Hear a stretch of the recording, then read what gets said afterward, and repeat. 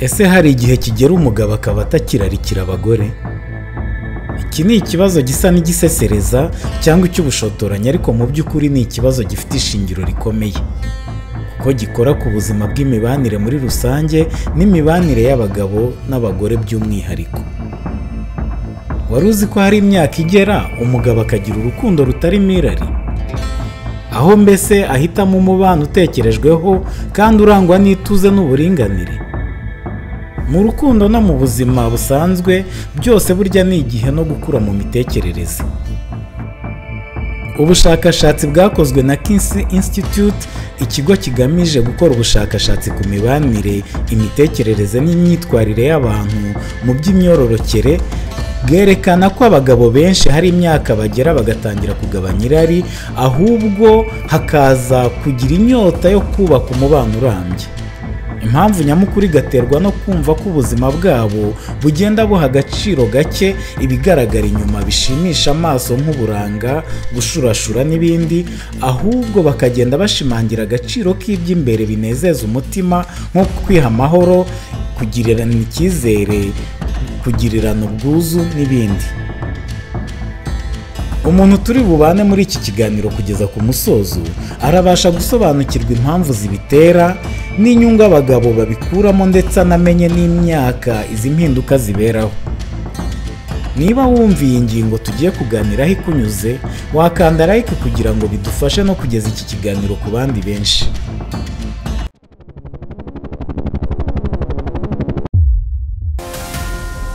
Ikaze bantu b'utuntu tw'ubwenge, nk'uko bisanzwe intego nitumenye, twirinde, tugire ubuzima bwiza.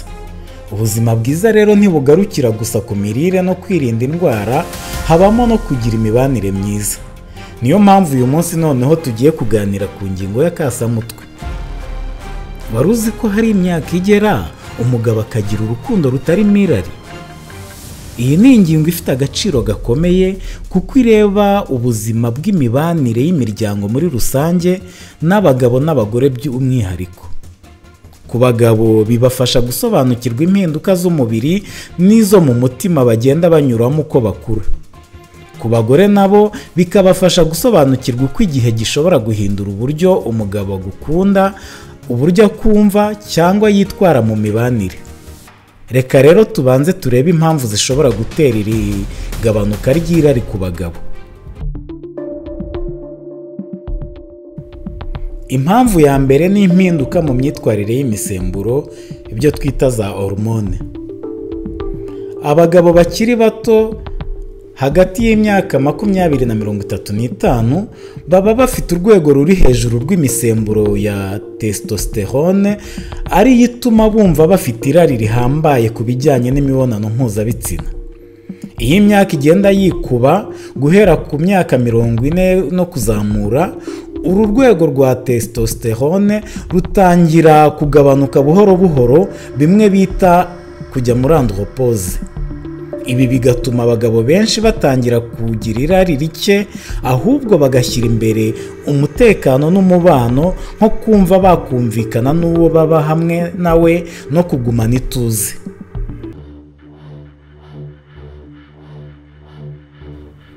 Impamvu ya kabiri iba impinduka mu byo umuntu ashyira imbere.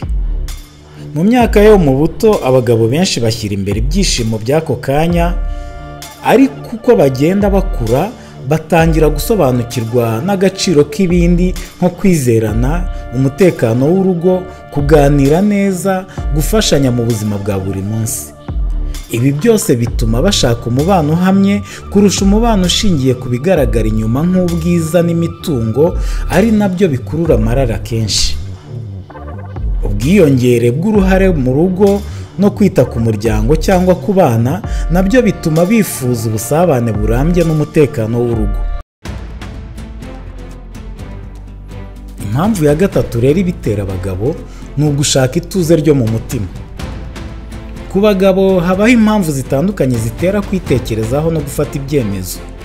Uku gushaka ituze mu mutima bishobora guturuka ku mvune z'amarangamutima, ku kuba yarahuye n'abagore benshi batari inyangamugayo cyangwa urukundo rutari rwo, cyangwa we ubwe akaba yarivuruguse mu bintu akumva arigaye. bikanaturuka ku kugira ubunararibonye, aho aba amaze kumenya ko ibishimisha by'igihe gito bitazana ituze ry'igihe kirekire. Indi mpamvu yabitera ni impinduka z'imibereho, nko kuba afite akazi, abana, cyangwa ashaka kwirinda gusa akajagari. Mu magambo make, irari riragabanuka, ibyifuzo byo kugira ituze n'umubano uhamye byo bigakura. Abagabo benshi basatira imyaka ya 40 no hejuru yayo baba bumva bakundirwa uko bari, bakubahwa, mbese bakumva bafite agaciro kurusha kwishimisha mu buryo bw'akanya gato. Reka noneho turebe ibyo umugabo yunguka iyo atagikururwa n'irari ku mugore. Iyo ibi bibaye, inyungu zirigaragaza. Umugabo aba atuje, akaba inyangamugayo, ntaba agikeneye gukina amayeri cyangwa kugerageza guhaza ibyo abandi bamutekerezaho, nko gukora ibintu kubera amaso y'abandi. Muri make aba yungutse ubwisanzure bwo mu mutima budasanzwe, imibanire isobanutse yuje icyubahiro kandi yifashe neza, kumva neza uwo ari we, bityo bikamufasha no kumenya mugenzi we, akunguka ubumenyi bwo gukunda nta kuryaryana cyangwa kutisanzura, mbese ntaba agifata umugore nk'umuntu wo kuziba icyuho, ahubwo aba ashaka gusa gusangira ubuzima n'uwo muntu umushimisha kandi nawe mu rundi ruhande akamushimisha. Kuko rimwe na rimwe urukundo nyarwo rutangira iyo wumva ko utagikeneye umuntu kugira ngo wiyumve ko ari bwo uriho, ahubwo iyo wumva ko hari icyo ugomba kumarira umuntu kandi nawe ukabona ko afite icyo akumariye. Nta gushidikanya ko wowe udukurikiye watangiye kwibaza ngo none se ibyo biba ku bagabo mu myaka ingahe? Ihangane, naho turahageze. Ariko mbere y'uko tureba ngo ni iyihe myaka irari ry'abagabo rigabanuka, wowe udukurikiye ukaba utarakanda like, wabikora kugira ngo twereke ko turi hamwe mu rugendo rwo gusobanukirwa, ubundi twikomereze. Imyaka y'abagabo aho irari rigabanuka ni iyihe rero? Iki gihe ni igihe umugabo aba abona urukundo mu yindi ntera, aho aba atagishyira imbere imibonano mpuzabitsina, mbese ntaba akiri mu rugendo rwo kwishimisha bya hafi cyangwa gushaka gushimwa cyangwa kwiyerekana, ahubwo agahitamo ituze, amahoro yo mu mutima no kwifuza kubana n'abe mu kuri, nta mikino, mbese nta n'akajagari. Kuba umugabo atagishyira imbere imibonano mpuzabitsina ntibivuga ko atakigira ubushake, oya, ahubwo bivuga ko umugabo amaze gutuza kandi asobanukiwe n'isi iri imbere ye, agakunda ku mpamvu nziza zirimo umunezero wo gusangira, icyifuzo cyo gutera imbere afatanyije n'abe, no kugira umubano wubakiye ku bwubahane. Ni muri ubwo buryo havukamo imibanire ifite ituze n'imibanire isobanutse, iyo buri wese yisanzuye yuzuye, kuko abonamo mugenzi we nk'igice yaburaga, mbese umufasha nyakuri mu buzima. Ibi rero ntibiza mu buryo buri otomatike cyangwa bwikora iyo umuntu ageze mu myaka runaka. Akenshi biterwa n'ibyo umuntu yanyuzemo. Abagabo benshi babigeraho hagati y'imyaka 40 na 50, ariko hari n'ababimenya hakiri kare pe. Ariko nanone hakaba n'abandi babimenya nyuma cyane basatira ubusaza.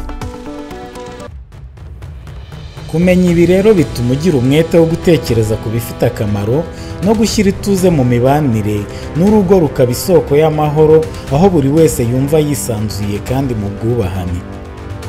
Ngo burya umubano nyawo utangira igihe wumva utagikeneye umuntu ngo wiyumvemo ko bikongereye agaciro, ahubwo igihe wumva ushaka gusangira agaciro ufite cyangwa ko wiyumvamo n'undi muntu ubonamo nk'umufasha w'ukuri. Iyo urukundo rutayobowe n'irari rero, ruhorana ubwitonzi, rukaba isoko y'amahoro, rugasiga ituze mu mitima y'abakundana bombi.